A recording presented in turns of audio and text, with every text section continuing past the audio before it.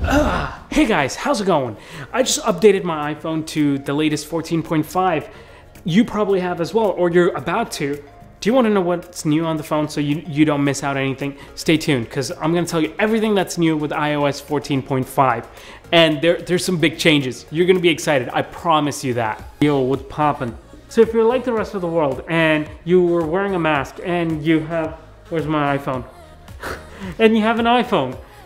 You know how annoying it has been with Face ID. Like, it is super annoying. Like, anytime I try to look at my phone, I can't unlock it. Now, if you're wearing a mask and you have an iPhone with Face ID and you own an Apple Watch, fear not. You can actually unlock your iPhone with your Apple Watch. As soon as it detects that you're wearing a mask, then you can just look at your iPhone and it'll say unlock with your Apple Watch.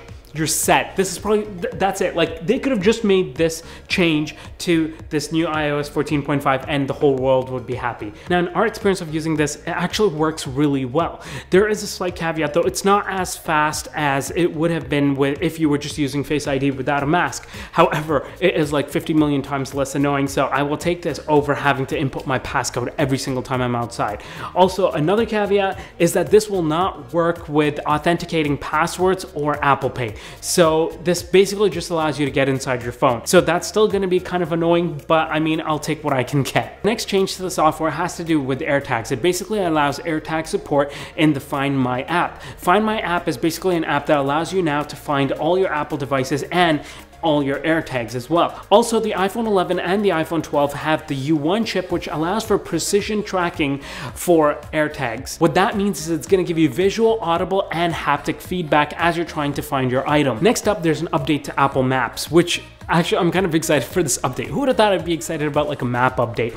But you're gonna like it as well. It basically allows for crowdsourcing information to be input into the Apple Maps. Now, what that means is that, let's say you're driving, you can hit that report button on Apple Maps and report one of three things. You can report hazards or accidents, and third one, my favorite, you can report speed traps. So basically, if you see a police on the road, then people are gonna report it, and hopefully you will know on your map, like you'll get a notification saying that there's a police up ahead. Obviously, you're already driving super responsibly, as am I. Also, there is an option now where you can share your ETA. So let's say if you're biking or cycling, you can just hit share your ETA and send your ETA to somebody else, and that way they know and they can track you as you come to said location.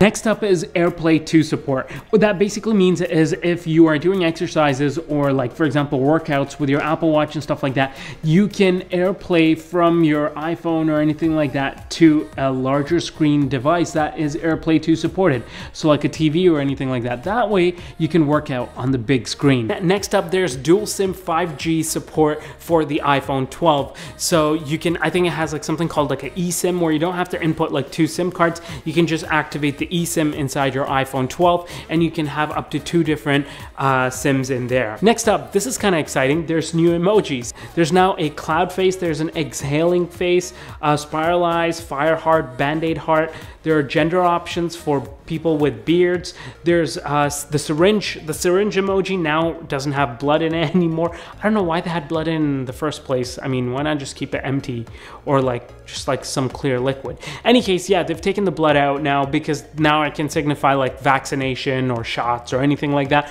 just to make it more general. And last but not least, the headphones icon now has been changed to resemble the AirPods Max. The next item is Siri now has more voices that you can try out. So you can go ahead and test those out and see which one you like. Now you have more options.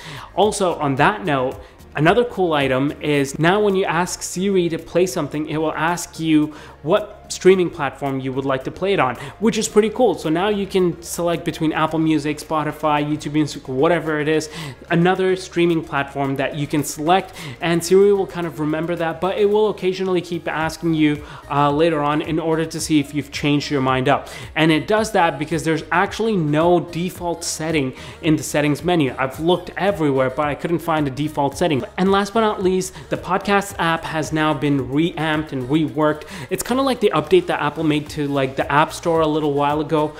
So there's like bigger graphics, everything's larger, it's easier to find and discover new podcasts. But yeah, that's about it. Those are the main, like the larger changes in iOS 14.5. There's a few other changes and bug fixes and stuff like that, which I'm not gonna get into, but these are the major ones that are probably gonna impact your life in some way, shape, or form.